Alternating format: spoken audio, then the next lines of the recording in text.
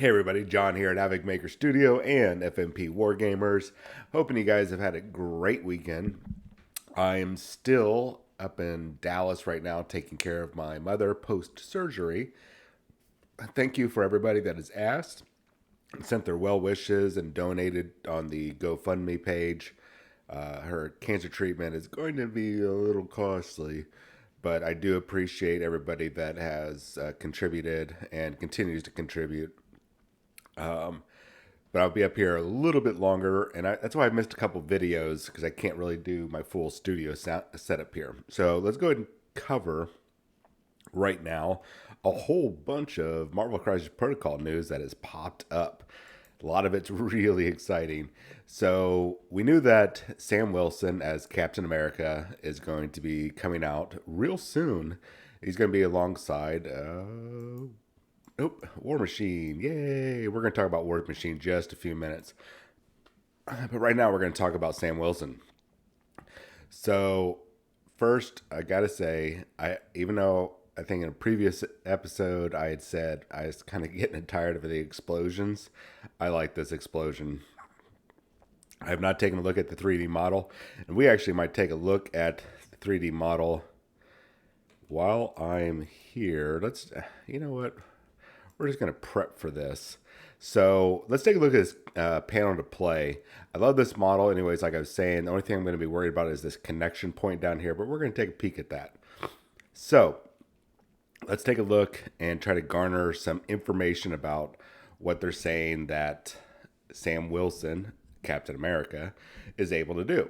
So it sounds like his basic attack will be a normal shield throw that can bounce around, and that's probably going to be the 1-0 costing attack. Okay. Probably won't be as powerful as Captain America is. I'm suspecting about a range 3, probably power 5, so 5 dice.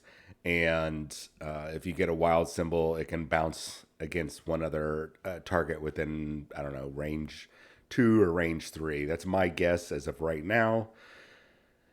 So his other attack, which I think this is going to be a second attack that'll cost actual power to use, and I'm thinking about 3 power for this one. It looks like he gets to launch Red Wing, which it looks like they're using the MCU version of him instead of, well, actually, they are using the MCU version because the comic book version, the dude has wings. Then I think there's the Avengers Assemble cartoon. He has like Sonic wings. I don't know what the hell those are. Hard light wings, which there's no such thing as hard light, but it's comic books. At any rate, in the comic books, he actually had a Falcon called Red Wing, and that he could telepathically communicate with. And a little bit of side note, Sam Wilson actually did have I don't think he was registered as a mutant, but he did have a telepathic power. And he was actually able to communicate with Professor X via telepathy. Actually, it was Professor X that did it for him. But still, a little side note there. But it looks like they went with the MCU version. Let's scroll back up. And really like the Falcon and Winter Soldier, which I am totally fine with. I like this look. I think it's really, really awesome. I mean, it screams super heroics.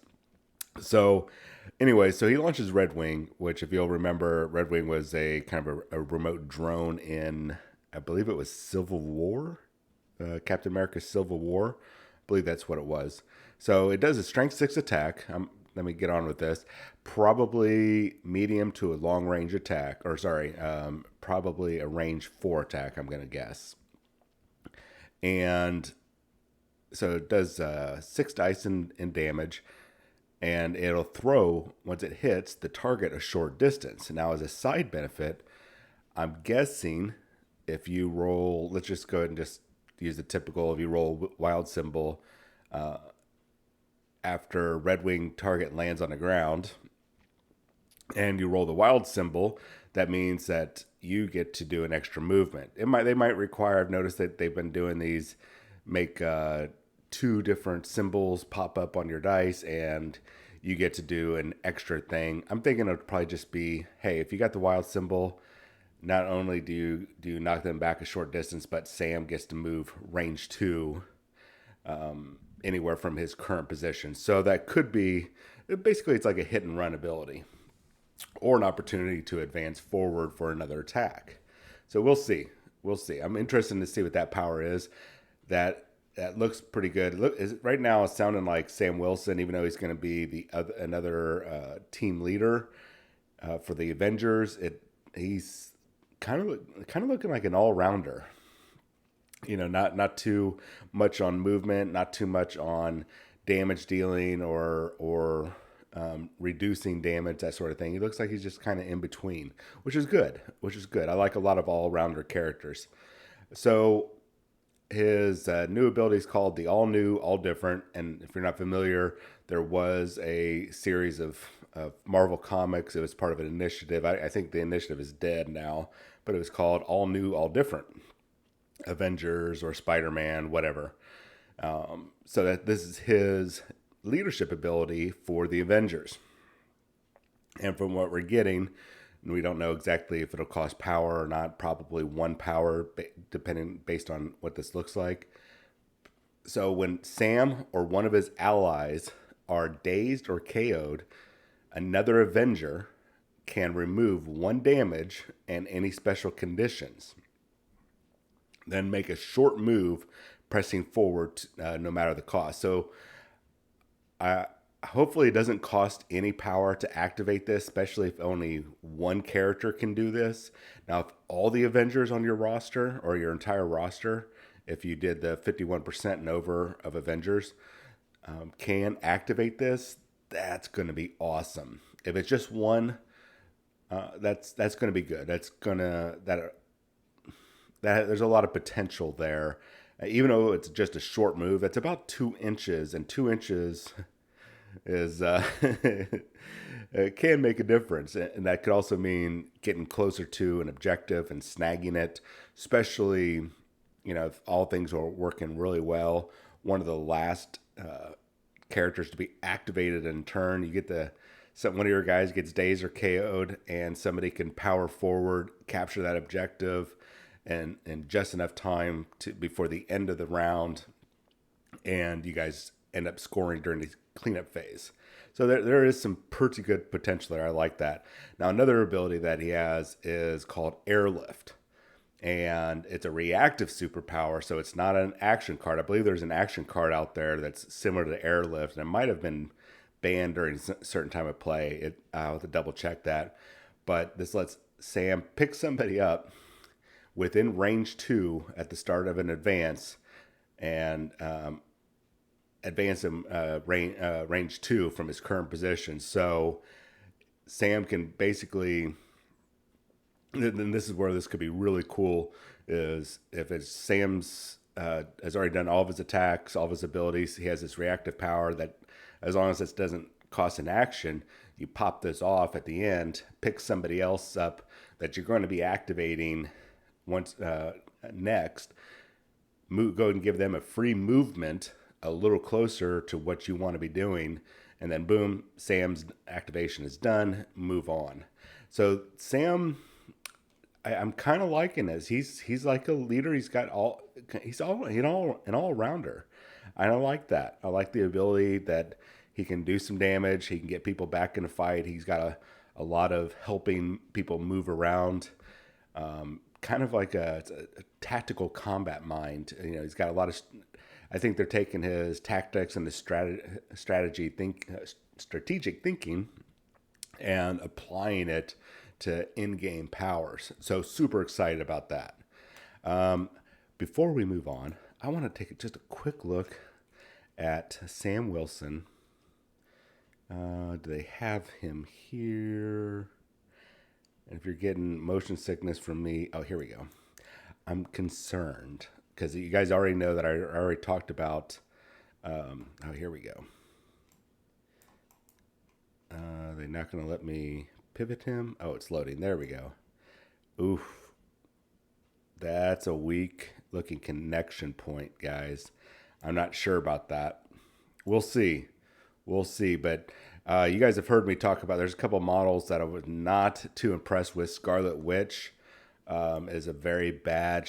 She does not have the support to really hold her in place, and neither does Jean Grey. I'm a little concerned about those models. I'm already reworking Scarlet Witch to make her a little bit more viable or a little bit stronger supports on the battlefield. And this one connection point, it looks like it's pretty broad, but let's see if we can zoom in there.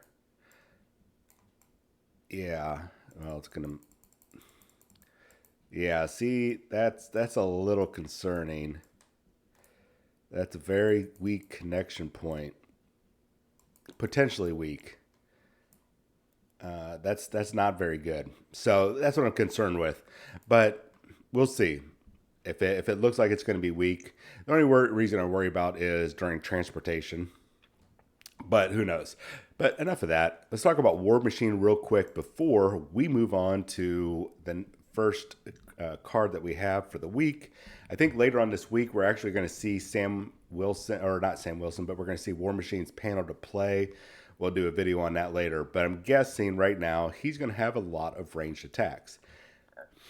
I am pretty sure, excuse me, that we're going to see Rhodey or War Machine with probably 3 basic attacks, and before we get into his superpowers, reactive abilities, and whatnot. I imagine he's going to be able to reduce damage. That's probably going to be one of his innate abilities. He's going to have fly. But I think his biggest thing is he's going to have probably an area range attack with either the missiles or the Gatling gun. He's going to have some probably, another direct damage like his main guns there on his arms. And even though it's really always seems to be a joke, but that one bunker buster missile, I think we might see that actually come into play, and that might be his most devastating basic attack. Now, I don't suspect he's going to have a lot of superpowers or reactive abilities. I think it's just going to be mainly attack abilities and innate. I'm not too sure what is reactive unless there's going to be some sort of tactical or strategic thing that he can do. So let me know what you guys think about that. My guess is that his missile launcher is going to do a ranged area of attack spell. He might have a beam attack or his as a basic attack coming from his wrist mounted weapons, an area of effect attack with the missiles, or an area of effect attack with the Gatling cannon. And I really hope they put the bunker buster missile in there, because that seems to always be a running joke in in the MCU. But I know this is not an MCU character. We'll see. So let's get on to the Lizard. This is one you guys have been here for. You guys have probably already read it, but I want to go ahead and go over him. So Doc Connors, the Lizard, kind of a tragic tale of a guy trying to do a lot of good and ends up just getting twisted around. Excuse me. So top to bottom, left to right, the only difference between the two sides is that on the daze side, that's the damage side, he drops down in his health, but by 1. So his total health from both sides is an 11. But that's the only difference between the two sides. So looking at the rest of his stats, 6 health to start with, which really good. Medium movement, okay. I wasn't expecting. He's not like he's super fast, but medium movement's really good. He's size 3. That's beefy, but it's size 3, but he's only cost 3 threat. That's a little worrisome because that means he doesn't do a whole lot. At least initially is what I thought. So his defenses, he's got 4 on physical, expected, 3 on energy and mystical. Okay, that's standard. This is standard fare, guys. Excuse me. So his first basic attack that costs no power is called the Tail Whip.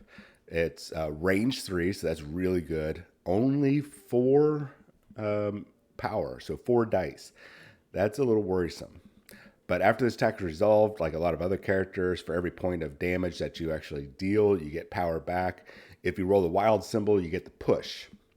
If the target character is size 3 or less, but before damage is dealt, it may be pushed away from this character range short.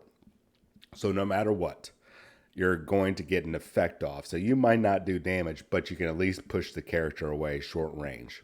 Okay, that's cool. Cold Blooded is his other basic attack. It is range 2, so really short. 7 dice and only 3 power. I really like that only being 3 power. Plus, it has the added effect. If you do any damage, just 1 point of damage, and with 7 power dice, you got a very good chance of doing damage. That after the attack is resolved, they're going to gain bleed and slow special conditions. Really choice, really good. I like that. So that kind of makes up for that tail whip. And since you'll get power pretty quick, you can probably pop this off probably by about turn 2, I imagine. Starting turn 2 is when you'll be able to pop this off. So let's take a look at his superpowers. His first one up, his only one, is the biochemical breakthrough. And this is the type of power I do like. It costs 3, so it is a little costly. But I like what it does. You can pick up an interactive terrain feature or an enemy character of size 3 or less. And they have to be within range 2, so you're grabbing them with your tail or with your body, whatever. And you throw it short range. And it's going to be used once per turn. Now, some people are like, well, why would I want to throw somebody away? Throwing, and whenever you throw somebody, there's a potential for damage. So if you pick up a person and you throw them and they hit another person or a terrain feature, they're going to take damage equal to the size of what they hit. Okay, so it's really cool, and they don't get to dodge that. Now, if it's another character, if you're throwing a character into another character, the targeted character, they do get their defense roll. But no matter what, that character that you're throwing is going to take damage. So it's really awesome if you get to do that. So if you throw a size 3 character to a size 3 building, they're going to take 3 damage. And if I remember correctly, that size 3 building will be destroyed because it's taken the similar damage, because terrain is destructible in this game if you're not aware. Moving on, that's one of the reasons why I like the throw abilities and all the terrain. There's usually around 12 pieces of terrain. Even if it's just a 1, like a size 1 or size 2 terrain, throw that person in there because that's automatic damage. So thick hide, innate ability. We already predicted this. When this character suffers damage, they reduce the damage by 1 to a minimum of 1. That's really good because that helps keep him in a fight. And with his modest defenses, his health is really good. He's going to take less damage. He's going to stay in the fight a lot longer. Plus, he's got 2 innate powers. Wall Crawler, we expected that, and Healing Factor. So at the end of his activation, he heals up 1 point of damage. So he is negating 2 points of damage per turn because he's going to he's got probably more depending on how many times he gets hit because of the thick hide.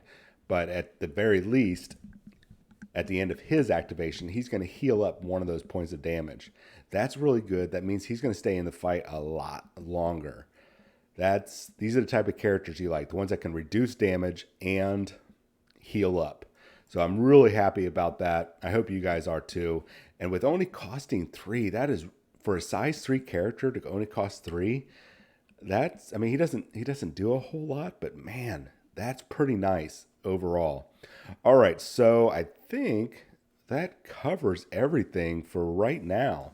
So later this week, I'm thinking we're going to see panel to play for War Machine, and then next Tuesday we'll see Sam Wilson as Captain America. We'll see his card because we've already seen Carnage, we've already seen Mysterio. We know that they're lined up.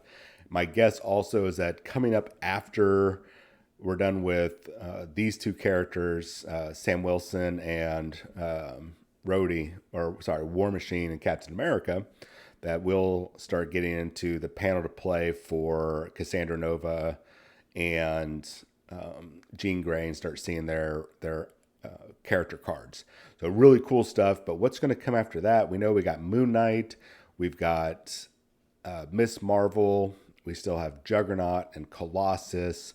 Those characters are lined up, and I'm sure there's a couple that I'm forgetting. You guys are screaming at me, don't forget about blah blah blah. Well, I've already forgot about blah blah blah, and it's no, I'm not being discourteous to you or your favorite characters.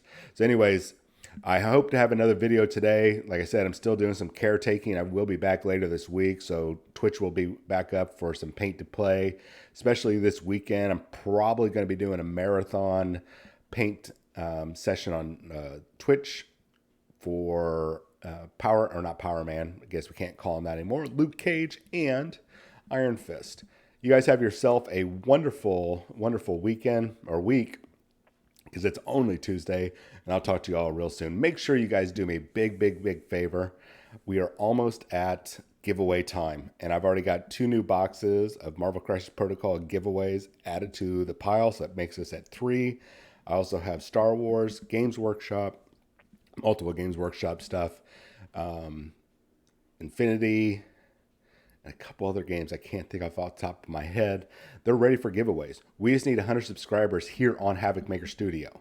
And if you guys can, by the end of June, get the subscriptions there, get your friends to subscribe, that means we're going to do the giveaways. And that means that you're automatically entered into that giveaway if you're a subscriber here. Also, for future giveaways, you're a subscriber. So share this out to your friends. Hit that subscribe button. Tell them, hey, hit the subscribe button. That's all they have to do. I mean, I wouldn't mind a thumbs up and leave a comment down below, but the subscription is the most important thing. Once we get to 100, and if we get to 100 by the end of the month, I might even make it a triple giveaway. Right now, I decided I'm going to do a double. If we can get to 100 plus by the end of June, we're going to do triple giveaway. All right, guys and gals, you have yourself a wonderful day. Make sure you hit that button down below. And if you're on FNP Wargamers, follow the link over to Havoc Maker Studio. Do the same thing. Hit subscribe. If you're on Havoc Maker Studio, jump over to FNP Wargamers and hit the subscribe button there. Because once we get to 3,000 there, I'm going to be doing a giveaway for them as well. You guys have a wonderful day for the last time, and I'll talk to you later. See you guys.